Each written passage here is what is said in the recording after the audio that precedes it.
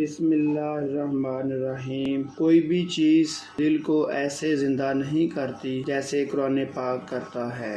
مقدر میں جو ہے وہ مل کر رہے گا۔ 2 وقت کی روٹی کے لیے 5 وقت کی نماز ہرگز نہ چھوڑنا۔ بہترین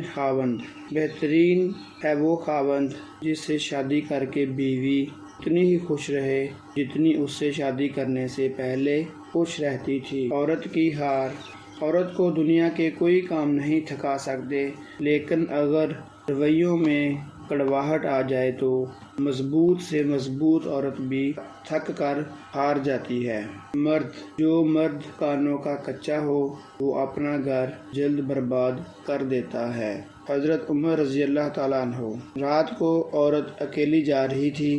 سیدنا عمر رضی اللہ تعالیٰ عنہ پوچھتے ہیں، اے عورت، تجھ کو اکیلے سفر کرتے ہوئے ڈر نہیں لگتا؟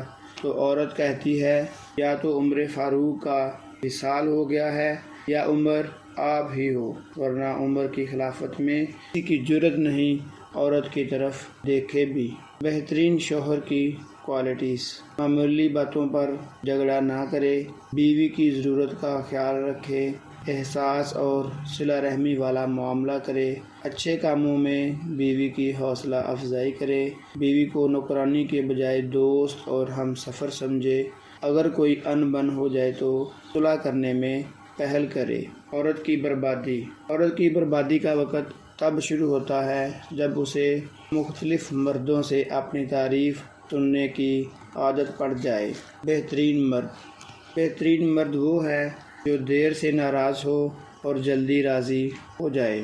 مرد کی تربیت یہ نہیں کہ وہ اپنے والدین اور اپنی فیملی کو خوش رکھے، بلکہ مرد کی تربیت کا پتہ تب چلتا ہے جب کسی کی لائی ہوئی بیٹی اس سے خوش اور پرسکون ہو۔ اچھا شوہر: بیٹیاں جب سسرال میں خوش ہوں تو وہ خود ہی میکے جانا کم کر دیتی ہیں۔ شوہر کے بغیر دل نہیں لگتا۔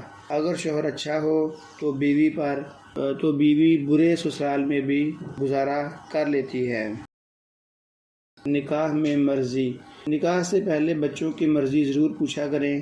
آپ نبی صلی اللہ علیہ وسلم کے امتی ہیں، زمانہ جاہلیت کے کافر نہیں۔ بھاگ کر شادی: اسلام ہمیں پسند کی شادی کی اجازت دیتا ہے، لیکن اسلام بھاگ کر اپنے والدین کی عزت کا جنازہ نکال کر شادی کرنے کی اجازت بالکل نہیں دیتا۔